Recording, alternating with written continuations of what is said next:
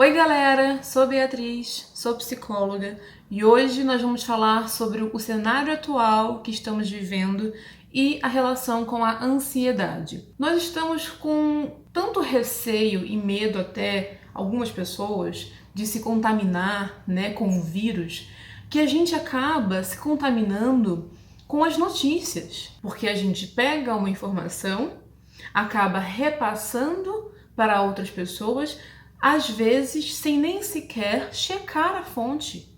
Às vezes eu não sei se é verdade, se não é, se é fake news, se a fonte é verdadeira, se é real. A gente sabe que o cenário, infelizmente, ele ainda vai piorar.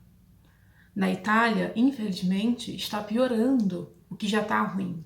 Só que ver isso, propagar isso, está ajudando em quê?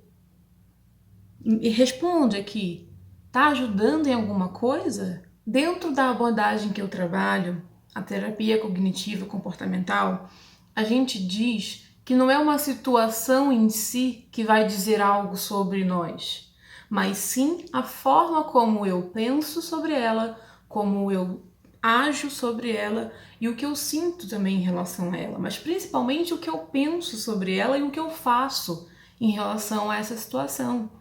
Então, é uma situação preocupante? Sim, mas o que eu estou fazendo em relação a isso e o que eu estou pensando em relação a isso é muito mais importante do que a própria situação em si. E aí, o que eu anotei aqui é: será que a nossa percepção, que a nossa preocupação em relação ao que está acontecendo tem fundamento? Tem fundamento. É para se preocupar. Mas será que está proporcional ao que a gente tem visto? O pânico, o medo, ele começa a ser instalado em nós quando a gente começa a perceber justamente que a gente corre risco ou que outras pessoas correm risco. Porém, esse risco, ele é real, gente. Pausa para você entender o seguinte, porque você pode estar falando, meu Deus, Bia, em que mundo você vive? Porque assim, é óbvio que é real, você não vê televisão? Eu vejo. Mas o que acontece é que o que faz esse cenário ser muito maior do que ele é o seguinte: é a proporção coletiva que isso está tomando. E é por isso que as medidas do governo, as medidas que estão sendo feitas, que é isso que tem causado talvez o pânico e o caos, Porque essas medidas as pessoas estão falando, nossa, é muito drástico. É drástico, mas precisa ser feito para conter essas pessoas, para conter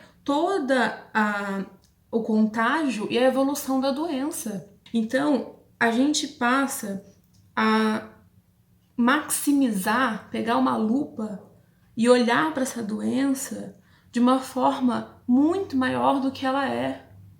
Não estou dizendo que não é preocupante, é preocupante.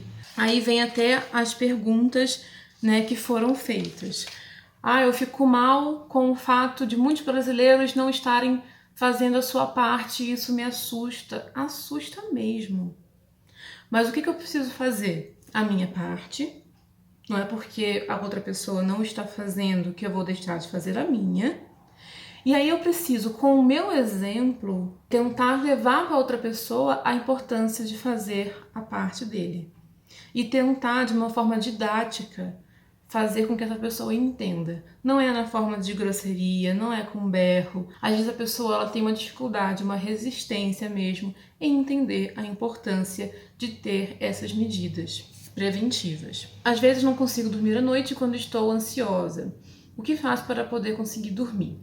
A ansiedade noturna, ela também é muito reflexo do nosso dia, Então, assim, se o meu dia, ele tá em equilíbrio, eu cumprindo a minha rotina, eu fazendo as minhas coisas, geralmente isso se mantém de noite. Porém, quando chega de noite e a gente não tá mais fazendo nenhuma atividade, a gente para descansar, para pausar, é quando as preocupações começam a vir. E nesse momento que a gente está vivendo, principalmente, todas aquelas notícias começam a ressoar na nossa cabeça, a gente começa a ficar muito preocupado. Então eu sugiro que você possa, uma das atitudes é você ter até um caderno mesmo, tem um caderno do seu lado, anote tudo que está te preocupando e deixa esses pensamentos descansarem no papel, porque efetivamente falando, não tem nada que você possa fazer naquele momento. Nada. E no dia seguinte você vê o que você pode fazer. Essa é uma das opções. Além da respiração diafragmática, meditação, outras práticas de relaxamento e atenção plena.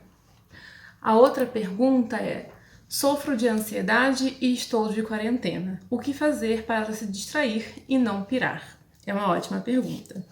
Bom, olha só. O isolamento, ele é físico. Então, apesar de muitas pessoas serem caseiras, é diferente de ficar isolado em casa. Ainda tem sido um ato voluntário, uma convocação ficar em casa. Não tem sido ainda uma determinação, mas eu acredito que pode vir a ser. Sendo assim, tenha atitudes onde você pode se conectar com as pessoas. Como a gente tem acesso à internet hoje, usa a seu favor. Liga para aquela amiga, liga para alguém, liga para vários amigos ao mesmo tempo, faz um call mesmo e tenta fazer esse isolamento ser o mais leve possível. Filtrar as fontes confiáveis, como eu falei, e evitar o excesso de informação. Não adianta ficar dando F5 atualizando o tempo todo, porque quando a gente atualiza toda hora uma página, o que a gente espera encontrar ali? Eu sugiro que você entre uma vez por dia. Escolha um horário onde você vai entrar, vai ver um jornal na internet, pode ser que tenha alguma orientação nova, alguma coisa que você queira saber, mas dar F5 a todo instante não vai te ajudar em nada. Então, assim, o que fazer para se distrair? Muita coisa dá para fazer em casa, muita. É preciso que para isso você crie uma rotina. A rotina, ela é importante para você organizar o seu dia e a sua vida. Então, como que eu vou organizar a minha rotina? Com leitura, com atividade física em casa, com de repente comida para fazer mais comida em casa. Tem muitos cursos sendo liberados gratuitos para fazer em casa. Tem muita gente se mobilizando para que a gente fique em casa e mais unido. Isso é uma coisa que eu tenho percebido, eu tenho achado muito bonito, a união das pessoas nesse momento. E uma coisa que eu quero deixar aqui, que eu acho belíssimo, que eu estava conversando com um paciente hoje, e ele tomou essa atitude, não vou falar o nome dele. Eu achei uma atitude muito bela, muito genuína, muito humana, e eu convido você a fazer isso, caso você possa, caso você queira, que é o seguinte: como o grupo de risco são as pessoas mais velhas, com doenças crônicas, enfim, tem muitos idosos que moram sozinhos. E ele, o que ele fez? Ele colocou o número dele na academia, antes da academia fechar. Ele colocou o número dele, se colocou à disposição para conversar com esse idoso, para que esse idoso ligue para ele. Porque às vezes é um idoso que mora sozinho, ou infelizmente a gente sabe, tem muitos que não tem visita de família, tem muito idoso que não pode sair de casa, e aí ele também se propôs a, quando ir no mercado, falar assim: olha, tô indo no mercado, quer alguma coisa? E a pessoa fala: quero, então me traz tal coisa. Gente, genuíno demais, eu achei sensacional. Então isso é uma forma da gente também se sentir útil, se sentir unido, humano nesse momento. Quer mandar aquele vídeo de bom dia com a pombinha do Espírito Santo e os fogos? Pode mandar, não tem problema. Isso não vai doer em nada, gente. E aquilo faz tão bem àquela pessoa. Então, vamos tentar fazer isso. São atitudes pequenas, porém atitudes que movem e que vão fazer muito bem essas pessoas e principalmente acho que a gente também. A gente recebe muito mais quando a gente pode oferecer e ser útil do que o contrário. Assim, teve mais perguntas, mas essas reúnem as principais perguntas que a gente teve.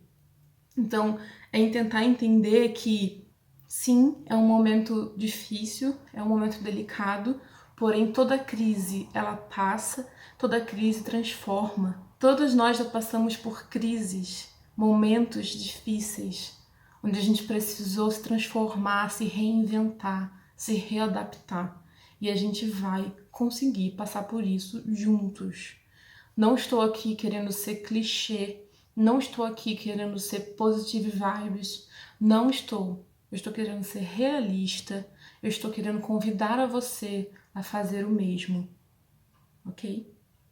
Então, a gente tá junto. Um beijo.